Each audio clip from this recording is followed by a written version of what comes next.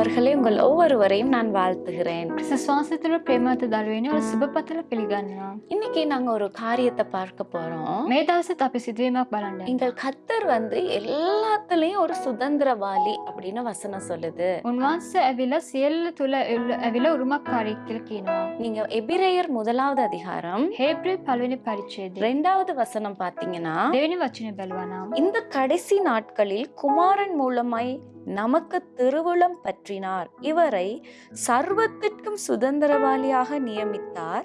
இவரை கொண்டு உலகங்களையும் உண்டாக்கினார்.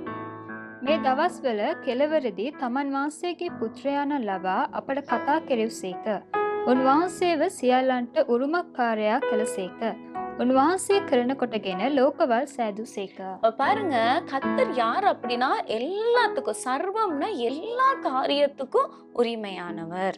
මේ වචනේ කියන උන්වහන්සේ සියල්ලට ඇවිල්ලා උරුමකාරයන් කියලා. எல்லா வானத்துக்கு மேலுள்ளதற்கும் உரிமை இருக்கு. අහසෙන් ඉහළ තිබෙනා ඒ කාර්යයටත් උන්වහන්සේ வான- උරුමකාරයෙක්. வானத்துக்கு கீழ இருக்க எல்லா காரியத்திலயும் உரிமை இருக்கு. අහසට පාලනය තිබෙනා සියල්ලටත් උන්වහන්සේ උරුමකාරු කියලා. அவரால செய்ய கூடாத காரியம் ஒன்றுமே இல்ல. උන්වහන්සේට කළ නොහැකි කිසිවක් නැහැ. இன்னைக்கு நீங்க பார்த்து கொண்டிருக்க நீங்க, මේ බලන් ඉන්නා ඔයාලා. என் வாழ்க்கையில் இந்த காரியங்கள் கைகூடி வருமா?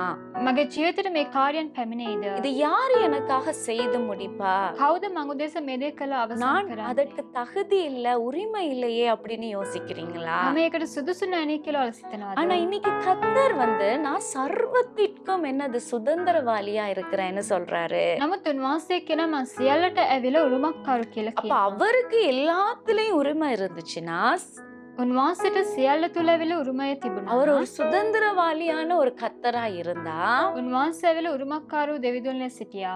அப்ப அந்த தேவனுடைய பிள்ளைகளா இருக்கிற நமக்கும் එතකොට උන්වහන්සේගේ දරුවන් ලෙස සිටිනා අපිට நமக்கு எல்லா சுதந்திரமும் இருக்கிறது. අපිටත් ඒ සියලුම උරුමය ඇවිල්ලා තිබෙනවා. ஆனா நம்ம விரும்புறதை கொடுக்கிறவர் கர்த்தரா இருக்கிறார். නමුත් අපි ප්‍රිය වෙන කාර්යයන් දෙන්නව දෙවියන් වහන්සේ තමයි. நம்மளுக்கு என்ன வேணுமோ அதை கர்த்தர்ட்ட கேட்கும் போது நமக்கு ஏற்ற விதமாய் அவர் சித்தத்தின்படி கொடுக்க அவர் போதுமானவராய் இருக்கிறார். එතකොට අපිට කුමක්ද කැමති නම් ඒක අපි උන්වහන්සේගෙන් අසන විට ඒක උන්වහන්සේගේ දේව කැමැත්ත පරිදි ඒවා අපිට ලබා දෙයි. அவர் இல்லாத காரியங்களும் எங்களுக்காக செய்து முடிக்க முடியும். උන්වහන්සේට ඇවිල්ලා ඒ නැති දේවල් පවා අපොදේශ කළ இருக்கிறத கூட இல்லாமாக்க முடியும். කියන දේ පවා නැති කරන්න ஏன்னா அதான் சொல்லுது, அவர் உலகத்தை உண்டாக்கினவர். ඒ තමයි කියන්නේ උන්වහන්සේ මේ ලෝකයේ මෑම්කරු. இன்னைக்கு எல்லாமே அவராலே உண்டாயிருக்கிறது. මේ සියලු උන්වහන්සේගේ තමයි ඒ නිර්මාණය වුණේ. அப்படிப்பட்ட ஒரு சர்வத்திற்கும் சுதந்திரவாளியா இருக்கிற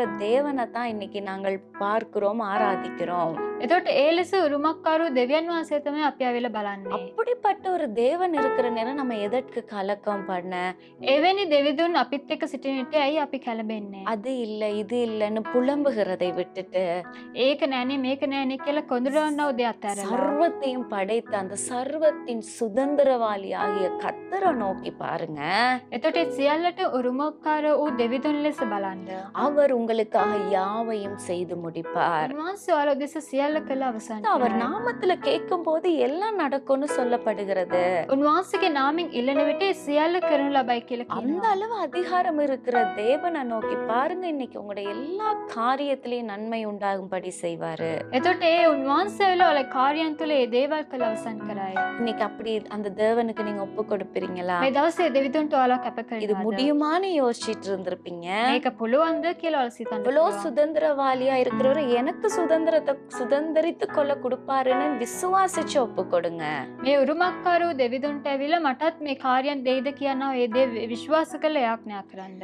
எங்கள் அன்புள்ள தகப்பனே, අපගේ ප්‍රේමවන්ත පියාණන්. அப்பா, இன்னைக்கு இதை பார்த்து கொண்டிருக்கவங்க அநேக பிரச்சனை, போராட்டம், தேவையின் மத்தியில இதை பார்த்து கொண்டிருக்கலாம். මේක බලන්නව දරුවන් ගොඩාක් ප්‍රශ්න පීඩා පොරබැදීම් තුළ බලන් සිටින්න அப்பா, පුළුවන්. நீங்கள் சர்வத்திற்கும் சுதந்திரவாளியா இருக்கிறீங்க.